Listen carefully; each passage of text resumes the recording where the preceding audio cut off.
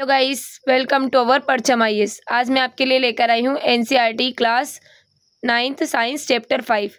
जो हमारा साइंस का चैप्टर 5 है वो क्या है? जीवन की मौलिक इकाई, the fundamental unit of life. Cork की पतली काट के अवलोकन पर रॉबर्ट हुक ने पाया कि इनमें अनेक छोटे छोटे प्रकोष्ठ हैं जिसकी संरचना मधुमक्खी के छत्ते जैसी प्रतीत होती है। कॉर्क एक पदार्थ है जो वृक्ष की छाल से प्राप्त होता है। सन 1665 में हुक ने इसे स्वनिर्मित सूक्ष्मदर्शी से देखा था। रॉबर्ट हुक ने इन प्रकोष्ठों को कोशिका कहा। सेल कोशिका लैटिन शब्द जिसका अर्थ है छोटा कमरा। उपरोक्त घटना छोटी तथा अर्थहीन लगती हो, लेकिन विज्ञान के इतिहास में एक बहुत ही महत्वपूर्ण घटना है। इस प्रकार सबसे पहले हुक ने देखा कि सजीवों में अलग अलग एकक होते हैं। इन एककों का वर्णन करने के लिए जीव विज्ञान में कोशिका शब्द का उपयोग आज से किया जाता है। आओ कोशिका के विषय में जानकारी प्राप्त करें। सबसे पहले हम देखते हैं सजीव किससे बने होते हैं। क्रियाकलाप 5.1। प्याज का एक छोटा सा टुकड़ा लो। चिमटी की सहायता से हम प्याज की अवतल सतह की ओर भीतरी सतह से झिल्ली उतार सकते हैं। इस झिल्ली को तुरंत पानी वाले वॉच ग्लास में रख लेते हैं। इससे झिल्ली मुड़ने अथवा सूखने से बच जाएगी। हम इस झिल्ली से क्या करें? एक कांच की स्लाइड लो, इस पर पानी की एक बूंद डालो। अब वॉच ग्लास में रखी झिल्ली के इस टुकड़े को इस स्लाइड पर रख दो। यह ध्यान रखें कि झिल्ली बिल्कुल सीधी हो।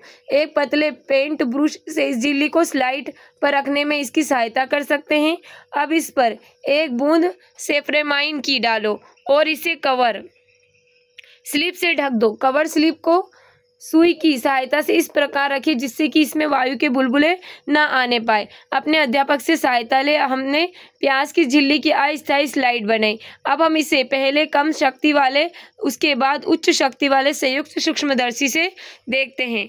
जैसे कि हम देखते हैं संयुक्त सूक्ष्मदर्शी, इसमें क्या होता है? नेत्रिका लेंस होती है, प्रारंभिक समायोजन होता है, देह नलिका होती है, सूक्ष्म समायोजन होता है, भुजा, अभिदर्शक लेंस, मंच, घूर्णी पेंच, दर्पण, और यहाँ पर क्या होता है? ये क्लिप सूक्ष्मदर्शी स्लाइड संग्राही, और यहाँ पर नीचे होता है इसका आधार। तो हमारा एक है सूक्ष्मदर्शी है।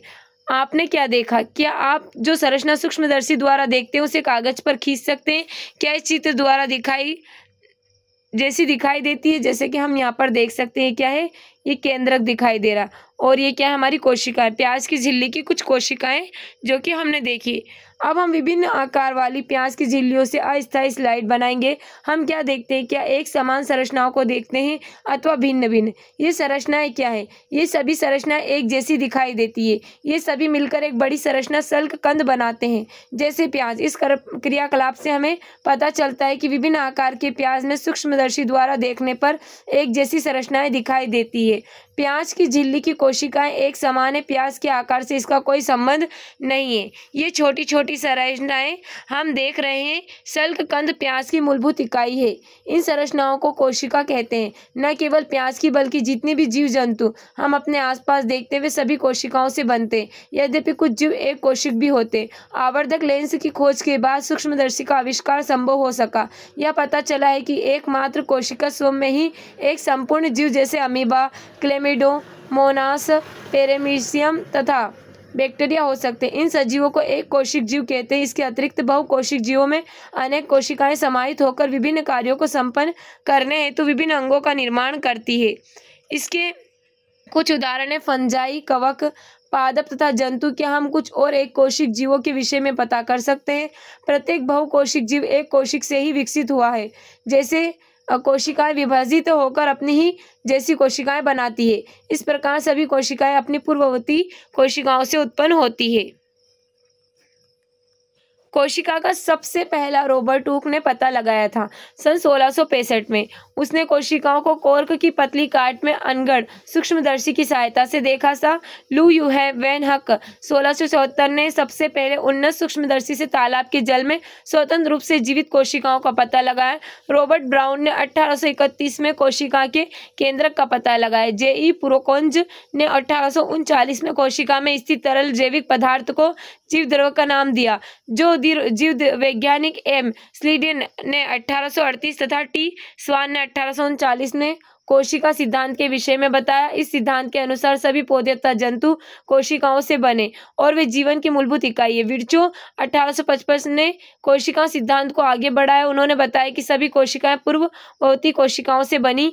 1940 में इलेक्ट्रॉन सूक्ष्मदर्शी की खोज के बाद कोशिका की जटिल संरचना तथा बहुत से अंगकों को समझना संभव हो सका। क्रियाकलाप 5.2 हम पत्ती की झिल्लियों, प्याज की मूलाग्र अथवा विभिन्न आकार के प्याज की झिल्लियों की अस्थायी स्लाइड बना सकते हैं। उपरोक्त क्रियाकलाप करने के बाद निम्नलिखित प्रश्नों के उत्तर दीजिए। क्या सभी कोशिकाएं आकार तथा आकृति की दृष्टि से एक जैसी दिखाई देती है? क्या सभी कोशिकाओं की संरचना एक जैसी दिखाई देती है? क्या पादप के विभिन्न भागों में पाई जाने वाली कोशिकाओं में कोई अंतर है? हमें कोशिकाओं में क्या समानता दिखाई देती है? कुछ जीवों में विभिन्न प्रकार की कोशिकाएं भी हो सकती है। निम्नलिखित तस्वीर को देखिए, मानव शरीर की कोशिकाएं हैं।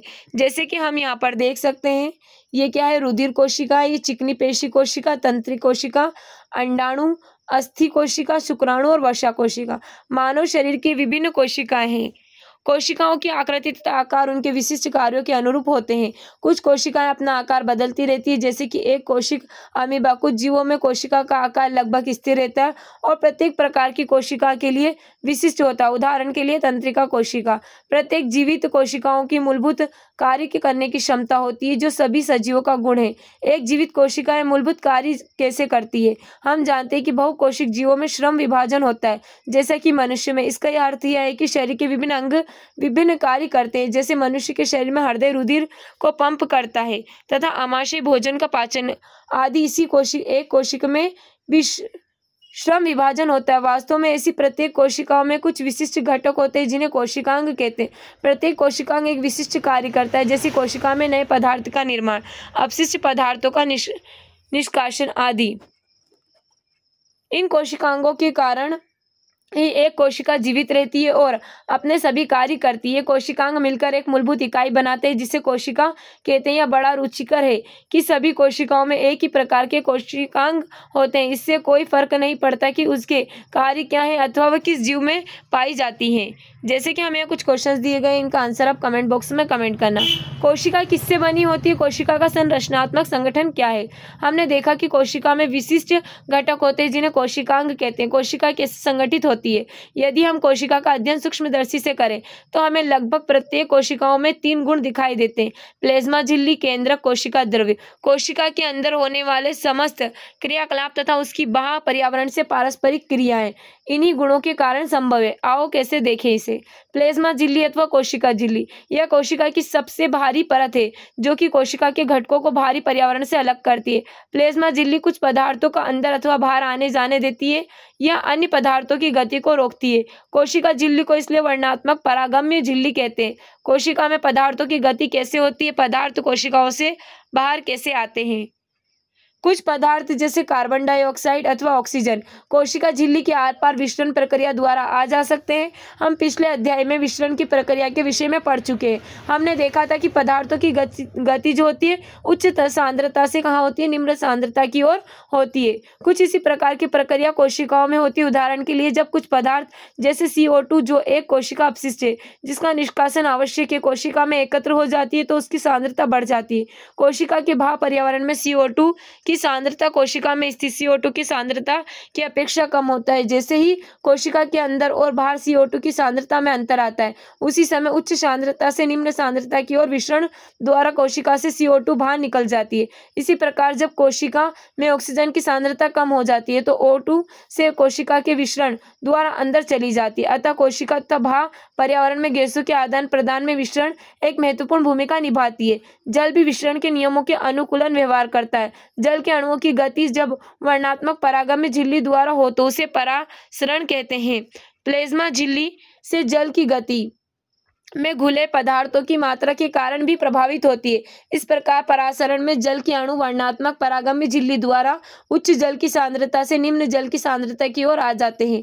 यदि हम किसी जंतु कोशिका अथवा पादप कोशिका को शक्कर अथवा नमक के विलयन में रखें तो क्या होगा? निम्नलिखित 3 घटनाओं में से एक घटना हो सकती है। यदि कोशिका को तनु विलयन वाले माध्यम अर्थात जल में शक्कर अथवा नमक की मात्रा कम हो और जल की मात्रा ज्यादा में रखा गया तो जल परासरण विधि द्वारा कोशिका के अंदर चला जाएगा। ऐसे विलयन को अल्प परासरण दाबी विलयन कहते हैं।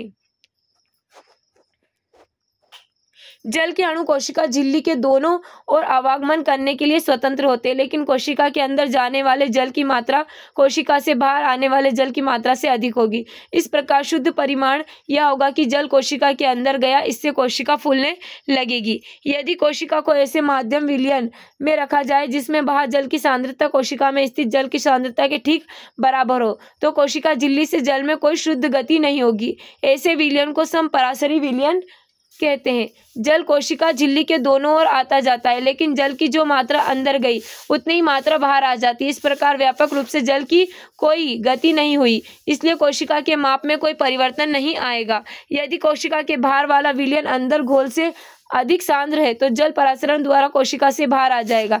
ऐसा विलयन को अति परासरण दाबिक विलयन कहते हैं। पुनः जल कोशिकाओं झिल्ली के दोनों ओर आ जा सकता है, लेकिन इस स्थिति में कोशिका से अधिक जल बाहर आएगा और कम जल अंदर रह जाएगा, इसलिए कोशिकाओं सिकुड़ जाएगी। परासरण इस प्रकार विस्तरण की एक विशिष्ट विधि है जिसमें वर्णनात्मक झिल्ली द्वारा गति होती है। आओ निम्नलिखित क्रियाकलाप करें। क्रियाकलाप 5.3 अंड से परासरण। अंडे को तनु हाइड्रोक्लोरिक अम्ल में डालकर उसके कवच को हटाओ। उसका कवच अधिकांशांत कैल्शियम कार्बोनेट का बना होता है। एक पतली भात त्वचा झिल्ली अब अंडे को घेरे रखती है। अंडे को शुद्ध जल में रखो और 5 मिनट के बाद इसका अवलोकन करो। आप क्या देखते हैं? अंडा फूल जाता है क्योंकि परासरण द्वारा जल अंडे के अंदर चला जाता है। इसी प्रकार का एक कवच रहित अंडा नमक के सांद्रित विलयन में रखो और 5 मिनट तक उसका अवलोकन करो। अंडा सिकुड़ जाता है क्यों जल अंडे से निकलकर नमक के विलयन में आ जाता है क्योंकि नमक का घोल अधिक सांद्रित है। इस प्रकार का क्रियाकलाप हम सूखी किशमिश अथवा खुबानी से भी करने का प्रयत्न कर सकते हैं। क्रियाकलाप 5.4 सूखी किशमिश अथवा खुबानी को केवल जल में रखो, उसे कुछ समय के लिए थोड़ा दो, उसके बाद छोड़ दो और उसके बाद शक्कर अथवा नमक के सांद्रित विलयन में रखो। अब निम्नलिखित अंतर देखिए। जब उन्हें जल में रखा गया तो वे जल ग्रहण करके फूल गई। अब उन्हें सांद्रित घोल में रखा गया तो वे जल को बाहर निकालकर सिकुड़ गई। एक कोशिका अलवणीय जलीय जीवों तथा अधिकांश पादप कोशिकाओं परासरण द्वारा जल ग्रहण करते हैं। पौधों के मूल द्वारा जल का अवशोषण परासरण का एक उदाहरण है। इस प्रकार कोशिका के जीवन में विसरण जल तथा गैसों के आदान प्रदान की प्रक्रिया महत्वपूर्ण भूमिका निभाती है। इसके अतिरिक्त विसरण कोशिका को अपने बाहरी पर्यावरण से पोषण ग्रहण करने में सहायता करता है। कोशिका से विभिन्न अणुओं का अंदर आना तथा बाहर निकलना भी विसरण द्वारा ही होता है। इस प्रकार के परिवहन में ऊर्जा की आवश्यकता होती है। प्लाज्मा झिल्ली लचीली होती है और कार्बनिक अणु जैसे लिपिड तथा प्रोटीन की बनी होती है। प्लाज्मा झिल्ली की रचना हम केवल इलेक्ट्रॉन सूक्ष्मदर्शी से देख सकते हैं। कोशिका झिल्ली का लचीलापन एक कोशिक जीवों में कोशिका के बाह्य पर्यावरण से अपना भोजन तथा अन्य पदार्थ ग्रहण करने में सहायता करता है। ऐसी प्रक्रिया को एंडोसाइटोसिस कहते हैं। अमीबा अपना भोजन इसी प्रक्रिया द्वारा प्राप्त करता है। क्रियाकलाप 5.5 विद्यालय के पुस्तकालय अथवा इंटरनेट से इलेक्ट्रॉन सूक्ष्मदर्शी के विषय में पता करें। इसके विषय में अपने अध्यापक से चर्चा करें। यहाँ कुछ क्वेश्चंस दिए गए, इनके आंसर आप कमेंट बॉक्स में कमेंट करना। कोशिका भित्ति। पादप कोशिकाओं में प्लाज्मा झिल्ली के अतिरिक्त कोशिका भित्ति भी होती है। पादप कोशिका भित्ति मुख्यतः सेल्यूलोज की बनी होती है। सेल्यूलोज एक बहुत जटिल पदार्थ है और यह पौधों को संरचनात्मक दृढ़ता प्रदान करता है। जब किसी पादप कोशिका में परासरण द्वारा पानी की हानि होती है तो कोशिका झिल्ली सहित आंतरिक पदार्थ संकुचित हो जाते हैं। इस घटना को जीव द्रव्य कुंचन कहते हैं। हम इस परिघटना को निम्न क्रियाकलाप से देख सकते हैं। क्रियाकलाप 5.6 रियो की पत्ती की झिल्ली को पानी में रखकर एक स्लाइड बनाओ। इसे उच्च शक्ति वाले सूक्ष्मदर्शी से देखो। छोटे छोटे हरे कण दिखाई देंगे। इन्हें क्लोरोप्लास्ट कहते हैं। इनमें एक हरा पदार्थ होता है जिसे क्लोरोफिल कहते हैं।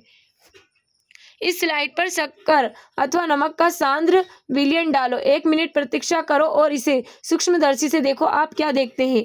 अब रियो की पत्तियों को कुछ मिनट तक जल में उबालो। इससे पत्तियों की सभी कोशिकाएं मर जाएगी। अब एक पत्तियों को स्लाइड पर रखो और उसे सूक्ष्मदर्शी से देखो। स्लाइड पर रखी इस पत्ती पर शक्कर अथवा नमक का सांद्र विलयन डालो। 1 मिनट में प्रतीक्षा करो, पुनः सूक्ष्मदर्शी से देखो। हम क्या देखते हैं? क्या अब जीव द्रव्य कुंचन हुआ? इस क्रियाकलाप से निष्कर्ष निकलता है। इससे पता लगता है कि केवल जीवित कोशिकाओं में ही परासरण द्वारा जल अवशोषण क्षमता होती है, न कि मृत कोशिकाओं में कोशिका भित्ति पौधों, कवक तथा बैक्टीरिया की कोशिकाओं को अपेक्षाकृत कम तनु विलयन, अल्प परासरण दाबी विलयन में बिना फटे बनाए रखती है। इसे माध्यम से कोशिकाओं परासरण विधि द्वारा पानी लेती है। कोशिका फूल जाती है और कोशिका भित्ति के ऊपर दबाव डालती है। कोशिका भित्ति फूली हुई कोशिका के प्रति समान रूप से दबाव डालती है। कोशिका भित्ति के कारण पादप कोशिकाएं परिवर्तनीय माध्यम को जंतु कोशिकाओं की अपेक्षा आसानी से सहन कर सकती है। अब हम देखते हैं केंद्रक। आपको याद होगा कि हमने प्याज की झिल्ली की अस्थायी स्लाइड बनाई थी। हमने इस झिल्ली पर आयोडीन की बूंद डाली थी। क्यों? यदि हम बिना आयोडीन की स्लाइड देखें तो हम क्या देखेंगे? प्रयत्न करो, देखो कि क्या अंतर है। अब हमने आयोडीन का घोल डाला तो क्या प्रत्येक कोशिका समान रूप से रंगीन हो गई? कोशिका के विभिन्न भाग रासायनिक संगठन के आधार पर विभिन्न रंगों से रंगे जाते। कुछ क्षेत्र अधिक गहरे प्रतीत होते हैं तथा कुछ कम। कोशिका को रंगने के लिए हम आयोडीन विलयन के अतिरिक्त सेफ्रानिन अथवा मेथिलीन ब्लू विलयन का भी उपयोग कर सकते हैं। हमने प्याज की कोशिकाओं को देखा। आओ अब हम अपने शरीर से ली गई कोशिकाओं को देखें। क्रियाकलाप 5.7। कांच की एक स्लाइड लो और उस पर एक बूंद पानी रखो। आइसक्रीम खाने वाली चम्मच से अपने गाल के अंदर की खाल को धीरे से खुरदो। क्या चम्मच पर कोई वस्तु चिपक गई है? सुई की सहायता से इसे स्लाइड पर समान रूप से फैलाकर रखो। इसे रगड़ने के लिए एक बूंद मेथिलीन ब्लू की डालें। सूक्ष्मदर्शी द्वारा अवलोकन के लिए स्लाइड तैयार है। इस कवर पर स्लिप रखना ना भूलें। हम क्या देखते हैं? कोशिकाओं की आकृति कैसी है? इस आकृति को पेपर कागज पर बनाएं। क्या आप कोशिकाओं के मध्य में एक गहरे रंग वाली गोलाकार अथवा अंडाकार डॉट की तरह संरचना देख रहे हैं? इस संरचना को केंद्रक कहते हैं। इसी प्रकार की संरचना प्याज की झिल्ली में भी थी। केंद्रक के चारों ओर दोहरे परत का एक स्तर होता है जिसे केंद्रक झिल्ली कहते हैं। केंद्रक झिल्ली में छोटे छोटे छिद्र होते हैं। इन छिद्रों के द्वारा केंद्रक अंदर का कोशिका द्रव्य केंद्रक के बाहर आ जाता है। कोशिका द्रव्य के विषय में हमें अनुभाग में पढ़ेंगे। केंद्रक में क्रोमोसोम होते हैं जो कोशिका विभाजन के समय छड़ाकार भी दिखाई पड़ते हैं। क्रोमोसोम में आनुवांशिक गुणों की जो सूचना होती है वो माता पिता से डीएनए डीऑक्सोराइबो न्यूक्लिक अम्ल अणु के रूप में अगली संतति में जाते हैं। क्रोमोसोम डीएनए तथा प्रोटीन के बने होते। डीएनए अणु में कोशिका के निर्माण व संगठन की सभी आवश्यकताएं सूचनाएं होती है। डीएनए की क्रियात्मक अंड को जीन कहते हैं। जो कोशिका विभाजित नहीं हो रही होती है उसमें डीएनए क्रोमेटिन पदार्थ के रूप में विद्यमान रहता है। क्रोमेटिन पदार्थ धागे की तरह रचनाओं के एक जौल का पिंड होता है। जब कभी भी कोशिकाएं विभाजित होने वाली होती है तब यह क्रोमोसोम संगठित हो जाता है। कुछ जीवों में कोशिका जनन में केंद्रक महत्वपूर्ण भूमिका निभाता है। इस प्रक्रिया में एक अकेली कोशिका विभाजित होकर दो नई कोशिकाएं बनाती है। यह कोशिका के विकास व परिपक्वन को निर्धारित करता है तथा साथ ही सजीव कोशिकाओं की रासायनिक क्रियाओं को भी निर्देशित करता है। बैक्टीरिया जैसे कुछ जीवों में कोशिकाओं का केंद्रीय क्षेत्र बहुत कम स्पष्ट होता है क्योंकि इसमें केंद्रक झिल्ली नहीं होती है। इसे अस्पष्ट केंद्रक क्षेत्र में केवल क्रोमेटिन पदार्थ होता है। ऐसे क्षेत्र को केंद्रकाय कहते हैं। ऐसे जीव जिसकी कोशिकाओं में केंद्रक झिल्ली नहीं होती उन्हें प्रोकैरियोट या प्रो आदि अथवा पूर्व कैरियोन केंद्रक, जिन जीवों की कोशिकाओं में केंद्रक झिल्ली होती है उन्हें यूकैरियोट कहते हैं। प्रोकैरियोटी कोशिकाओं में और भी अन्य अधिकांश द्रव्य अंगक नहीं होते हैं जो कि यूकैरियोटिक कोशिकाओं में होते। ऐसे अंगों के अनेक कार्य भी कोशिका द्रव्य के असंगठित भागों द्वारा किए जाते। प्रकाश संश्लेषी बैक्टीरिया में क्लोरोफिल झिल्लेदारी पुटिका थैले की तरह संरचना के साथ होता है जबकि यूकैरियोटिक कोशिकाओं में क्लोरोफिल प्लेस्टिड में होता है। जैसे कि हम यहाँ पर चित्र में देखते हैं प्रोकैरियोटिक कोशिका, प्लेज्मा झिल्ली, कोशिका भित्ति, राइबोसोम और ये कोशिकाएं। कोशिका द्रव्य। जब हमने प्याज की झिल्ली तथा मनुष्य के गाल की कोशिकाओं की स्लाइड को देखा तब हमें प्रत्येक कोशिकाओं में एक बड़ा क्षेत्र दिखा जो कि कोशिका झिल्ली में से गिरा हुआ था। इस क्षेत्र में बहुत हल्का धब्बा था। इसे कोशिका द्रव्य कहते हैं। प्लेज्मा झिल्ली के अंदर कोशिका द्रव्य का एक तरल पदार्थ है। इसमें बहुत से विशिष्ट कोशिका के घटक होते हैं जिन्हें कोशिका का अंगक कहते हैं। प्रत्येक अंगक कोशिका के लिए विशिष्ट कार्य करते हैं। कोशिका द्रव्य तथा केंद्रक दोनों मिलाकर जीव द्रव्य कहते हैं। कोशिका अंगक झिल्ली युक्त होते हैं। प्रोकैरियोटिक कोशिकाओं में वास्तविक केंद्रक के अतिरिक्त झिल्ली युक्त अंगक भी नहीं होते हैं जबकि यूकैरियोटिक कोशिकाओं में केंद्रीय झिल्ली तथा झिल्ली युक्त अंगक होते हैं। झिल्ली की सार्थकता वायरस के उदाहरण से स्पष्ट कर सकते हैं। वायरस में किसी भी प्रकार की झिल्ली नहीं होती और इसलिए इसमें जीवन के गुण तब तक लक्षित नहीं होते जब तक कि यह किसी सजीव के शरीर में प्रविष्ट करके कोशिकाओं की मशीनरी का उपयोग कर अपना बहुगुणन नहीं कर लेते। यहाँ कुछ क्वेश्चन दिए गए, इनके आंसर आप कमेंट बॉक्स में कमेंट करना। अब हम देखते हैं प्रोकैरियोटी कोशिका, यूकैरियोटी कोशिका। आकार प्रिया छोटा है, जो यहाँ से आकार क्या होता है 1 से 10 UM, यानी हम देखते हैं 1 UM 10⁻⁻6 M। आकार प्रिया बड़ा 5 से लेकर 100 UM। केंद्रीय क्षेत्र सुस्पष्ट जो चारों ओर से केंद्र की झिल्ली से घिरा रहता है। क्रोमोसोम 1 से अधिक। झिल्ली युक्त कोशिका अंगक अनुपस्थित। अब हम यहाँ पर देखते हैं कोशिका के अंगक। प्रत्येक कोशिका के चारों ओर अपनी झिल्ली होती है, जिससे कि उसमें स्थित पदार्थ भाग पर्यावरण से अलग रहे। बड़ी तथा जटिल कोशिकाओं में, जिसमें बहुकोशिक जीवों की कोशिकाएं शामिल है, को भी उपचारिक क्रियाओं की बहुत आवश्यकता होती है, जिससे कि वे जटिल संरचना तथा कार्य को सहारा दे सके। इन विभिन्न प्रकार की उपचारिक क्रियाओं को अलग अलग रखने के लिए ये कोशिकाएं झिल्ली युक्त छोटी छोटी संरचनाओं अंगक का उपयोग करती है। ये यूकैरियोटिक कोशिकाओं का एक ऐसा गुण है जो उन्हें प्रोकैरियोटिक कोशिकाओं से अलग करता है। इनमें से कुछ अंगक केवल इलेक्ट्रॉन सूक्ष्मदर्शी से ही देखे जा सकते हैं। हमने पिछले अनुभाग में केंद्रक के विषय में पढ़ा है। अंतर्द्रव्य जालिका, गोल्जी उपकरण, लाइसोसोम, माइटोकॉन्ड्रिया तथा प्लेसिड कोशिकाओं अंगों के महत्वपूर्ण उदाहरण जिन पर हम विचार करेंगे। ये इसलिए महत्वपूर्ण है क्योंकि कोशिकाओं के बहुत निर्णायक कार्य करते हैं। अंतर्द्रव्य जालिका यानी ER। अंतर्द्रव्य जालिका झिल्ली युक्त नलिकाओं तथा शीट का एक महत्वपूर्ण बड़ा तंत्र है। ये लंबी नलिका अथवा गोल आयताकार क्षेत्रों की पुटिकाओं की तरह दिखाई देता है। अंतर्द्रव्य जालिका की रचना प्लेज्मा झिल्ली के समरूप होती है। अंतर्द्रव्य जालिका 2 प्रकार की होती है, खुरदरी अंतर्द्रव्य जालिका RER तथा चिकनी अंतर्द्रव्य जालिका SER। RER सूक्ष्मदर्शी से देखने पर खुरदरी दिखाई पड़ती है क्योंकि इस पर राइबोसोम लगे होते हैं। राइबोसोम पर प्रोटीन संश्लेषित होते हैं। RER तैयार प्रोटीन को आवश्यकता अनुसार ER के द्वारा कोशिका के अन्य भागों में भेज देता है। SER वसा अथवा लिपिड अणुओं के बनाने में सहायता करती है। यह कोशिकीय क्रिया के लिए बहुत महत्वपूर्ण है। कुछ प्रोटीन तथा वसा कोशिकाओं की झिल्ली को बनाने में सहायता करते हैं। इस प्रक्रिया को झिल्ली जीवात जनन कहते हैं। कुछ अन्य प्रोटीन तथा वसा एंजाइम एवं हार्मोन की भांति कार्य करते हैं। यद्यपि विभिन्न कोशिकाओं में ER विभिन्न रूपों में दिखाई देती है, परंतु सदैव एक जटिल तंत्र का निर्माण करती है। जैसे कि हम यहाँ पर देख सकते हैं, गोल्जी उपकरण, प्लेज्मा झिल्ली, तारक केंद्र, चिकनी अंतर्द्रव्य जालिका, केंद्र की झिल्ली, लाइसोसोम, राइबोसोम और यहाँ पर माइटोकॉन्ड्रिया, खुरदरी अंतर्द्रव्य जालिका, कोशिका द्रव्य। और ये क्या हमारी जंतु कोशिका है, जिसका हम यहाँ पर चित्र देख रहे हैं। इस प्रकार ER का एक कार्य कोशिका द्रव्य के विभिन्न क्षेत्रों के मध्य अथवा कोशिका द्रव्य के विभिन्न क्षेत्रों तक केंद्रक के मध्य पदार्थ मुख्यतः प्रोटीन के परिवहन के लिए नलिका के रूप में कार्य करना है। ER कोशिकाओं की कुछ जैव रासायनिक क्रियाओं के लिए कोशिका द्रव्य ढांचे का कार्य भी करती है। एक वर्ग के जंतु जिन्हें काशेरुकी भी कहते हैं, ये यकृत कोशिकाओं में SER विष तथा दवा को निराविषीकरण करने में महत्वपूर्ण भूमिका निभाते हैं। गोल्जी उपकरण। कैमिलो गोल्जी द्वारा वर्णित गोल्जी उपकरण झिल्ली युक्त चपटी पुटिकाओं का एक तंत्र है जो एक दूसरे के ऊपर समांतर रूप से सजी रहती है, जिन्हें कुंडिका कहते हैं। इन झिल्लियों का संपर्क ER झिल्लियों में होता है और इसलिए जटिल कोशिकाएं झिल्ली तंत्र के दूसरे भाग को बनाती है।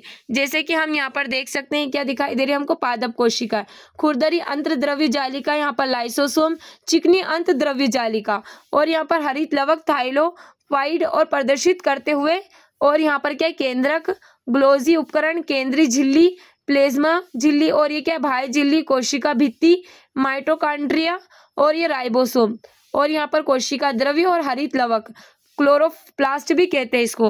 तो ये क्या हमारी पादप कोशिका है। ER में संश्लेषित पदार्थ गोल्जी उपकरण में पैक किए जाते हैं और उन्हें कोशिका के बाहर तथा अंदर विभिन्न क्षेत्रों में भेज दिया जाता है। इस कार्य में शामिल पुटिका में पदार्थों का संचयन, रूपांतरण तथा बंद करना कुछ परिस्थितियों में गोल्जी उपकरण में सामान्य शक्कर से जटिल शक्कर बनती है। गोल्जी उपकरण के द्वारा राइसोसोम को भी बनाया जाता है। राइसोसोम संरचनात्मक दृष्टि से राइसोसोम में झिल्ली से घिरी हुई संरचना होती है, जिनमें पाचक एंजाइम होते हैं। RER इन लाइजोइमों को बनाते हैं। लाइसोसोम कोशिका का अपशिष्ट निपटाने वाला तंत्र। ये भारी पदार्थ एक कोशिका अंगों के टूटे फूटे भागों को पाचित करके कोशिकाओं को साफ करते हैं। कोशिका के अंदर आने वाले भारी पदार्थ जैसे बैक्टीरिया अथवा भोजन तथा पुराने अंगक लाइसोसोम में चले जाते हैं और जो उन्हें छोटे छोटे टुकड़ों में तोड़ देते हैं। लाइसोसोम में बहुत शक्तिशाली पाचनकारी एंजाइम होते हैं जो जटिल पदार्थों के सरल पदार्थों में तोड़ते हैं। कोशिकीय चयापचय में व्यवधान के कारण जब कोशिका क्षतिग्रस्त या मृत्यु हो जाती है तो लाइसोसोम फट जाते हैं और एंजाइम अपनी ही कोशिकाओं को पाचित कर देते हैं। इसलिए लाइसोसोम को कोशिका की आत्मघाती थैली भी कहते हैं। कैमिलो गोल्जी का जन्म 7 जुलाई 1843 को ब्रेसिका के समीप कोर्टनो में हुआ था। उन्होंने पविया विश्वविद्यालय से मेडिसिन का अध्ययन किया।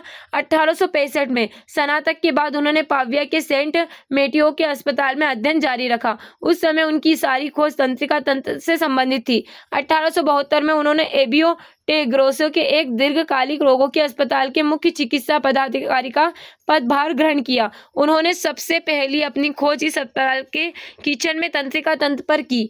उन्होंने इस छोटी सी किचन को प्रयोगशाला बना लिया। उनका सबसे महत्वपूर्ण कार्य यह था कि उन्होंने अकेली तंत्रिका तथा कोशिका संरचनाओं को अभिरंगित करने की क्रांतिकारी विधि प्रदान की। इस विधि को ब्लैक रिएक्शन के नाम से जाना गया। इस विधि में उन्होंने सिल्वर नाइट्रेट के तनु घोल का उपयोग किया था और विशेषतः यह कोशिकाओं की कोमल शाखाओं की प्रक्रियाओं का मार्ग पता लगाने में महत्वपूर्ण था। सारा जीवन वे इसी दिशा में कार्य करते रहे और इस विधि में सुधार करते रहे। गोल्जी ने अपने शोध के लिए उच्चतम उपाधि तथा पुरस्कार प्राप्त किए। सन 1906 में इन्हें सेटियो यांगो रेमोनी कजाल के साथ संयुक्त रूप से तंत्रिका तंत्र की संरचना कार्य करने के लिए नोबेल पुरस्कार से सम्मानित किया गया।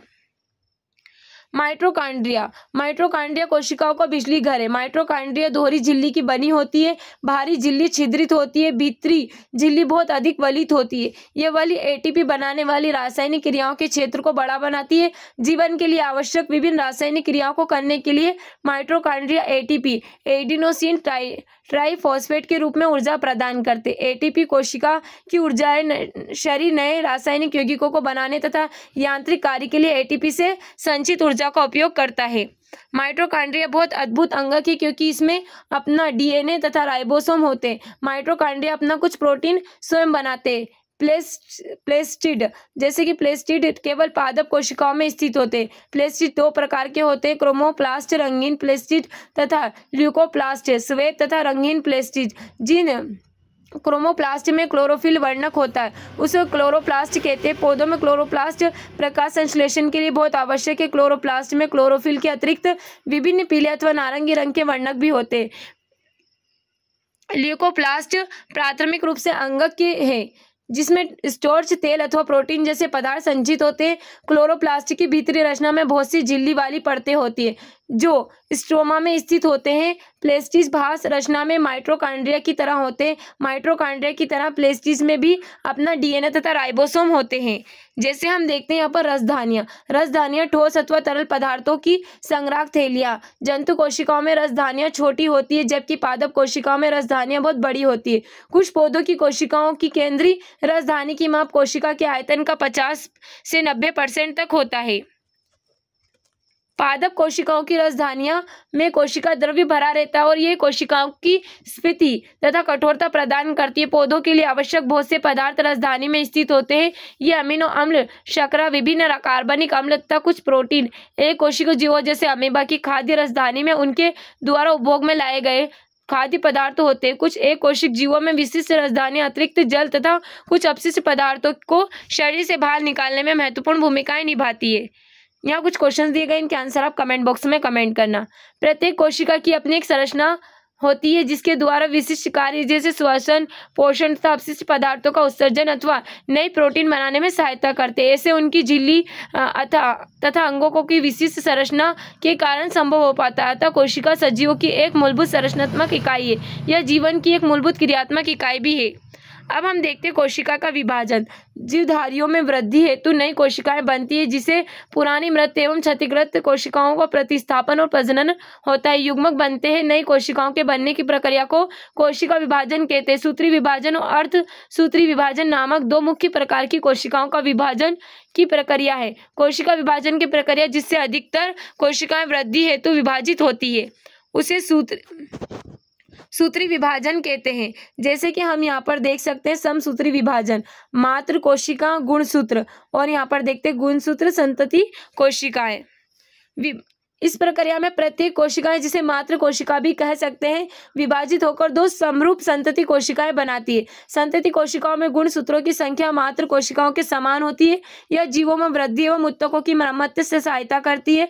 जंतु और पौधों के प्रजनन अंगों अथवा उत्तकों की विशेष कोशिकाएं विभाजित होकर युग्मक बनाती है, जो निषेचन के पश्चात संतति निर्माण करती है। यह एक अलग प्रकार का विभाजन है जिसे अर्धसूत्रण कहते हैं, जिसमें क्रमशः दो विभाजन होते हैं। जब कोशिका अर्धसूत्रण द्वारा विभाजित होती है तो इससे 2 की जगह 4 नई कोशिकाएं बनती है। नई कोशिकाओं में मातृ कोशिकाओं की तुलना में गुणसूत्रों की संख्या आधी होती है। क्या आप सोच सकते हैं कि संतति कोशिकाओं में गुणसूत्रों की संख्या क्यों आधी हो गई? जैसे कि हम यहाँ पर देखते हैं मातृ कोशिका और यहाँ पर इसका अर्ध विभाजन और यहाँ पर अर्धसूत्री विभाजन। संतति कोशिकाओं में तो अर्धसूत्री विभाजन हम यहाँ पर देख सकते हैं। अब हम देखते हैं हमने इस चैप्टर में क्या सीखा। कोशिका जीवन की मूलभूत संरचनात्मक इकाई है। कोशिका के चारों ओर प्लाज्मा झिल्ली ये होती है और ये झिल्ली कैसी लिपिड तथा प्रोटीन की बनी होती है। कोशिका झिल्ली कोशिकाओं का सक्रिय भाग है। यह पदार्थों की गति कोशिकाओं के भीतर तथा बाहरी वातावरण से नियमित करती है। पादप कोशिकाओं में कोशिका झिल्ली के चारों ओर एक कोशिका भित्ति होती है। कोशिका भित्ति सेल्यूलोज की बनी होती है। पादप की कोशिकाओं में स्थित कोशिका भित्ति फंजाई तथा बैक्टीरिया को अल्प परासरण दाबी घोल माध्यम से बिना फटे जीवित रहने देती है। यूकेरियोट में केंद्रक धोरी झिल्ली द्वारा कोशिका द्रव्य से अलग होता है। यह कोशिका की जीवन प्रक्रिया को निर्देशित करता है। ईआर अंतः कोशिका परिवहन तथा उत्पादक सतह के रूप में कार्य करता है। गोल्जी उपकरण झिल्ली युक्त पुटिकाओं का स्तंभ है। यह कोशिकाओं में बने पदार्थों का संचयन, रूपांतरण तथा पैकेजिंग करता है। अधिकांश पादप कोशिकाओं में झिल्ली युक्त अंगक जैसे प्लेस्टीज होते हैं। ये 2 प्रकार के होते हैं, क्रोमोप्लास्ट तथा ल्यूकोप्लास्ट। क्रोमोप्लास्ट जिसमें क्लोरोफिल होता है उन्हें क्लोरोप्लास्ट कहते हैं। ये प्रकाश संश्लेषण करते हैं। ल्यूकोप्लास्ट का प्राथमिक कार्य संचय करना है। अधिकांश परिपक्व पादप कोशिकाओं में एक बड़ी केंद्रीय राजधानी होती है। यह कोशिका की स्थिति को बनाए रखती है और यह अपशिष्ट पदार्थों को सहित महत्वपूर्ण पदार्थों का संचयन करती है। प्रोकैरियोटिक कोशिकाओं में कोई भी झिल्ली युक्त अंगक नहीं होता। उनके क्रोमोसोम के स्थान पर न्यूक्लिक अम्ल होता है और उनमें केवल छोटे राइबोसोम अंगक के रूप में होते हैं। जीवधारियों में कायिक वृद्धि होती है, कोशिकाओं में विभाजित होती है। अब हम यहाँ पर देखते हैं कुछ क्वेश्चन दिए गए, इनके आंसर आप कमेंट बॉक्स में कमेंट करना। उम्मीद है जो हमारा आज का चैप्टर आपको अच्छा लगा। अगर हमारा आज का चैप्टर आपको अच्छा लगा है तो इसी तरह की अपडेट के लिए हमारे चैनल को सब्सक्राइब करें और बेल आइकन को दबाना ना भूलें। Okay, thank you so much.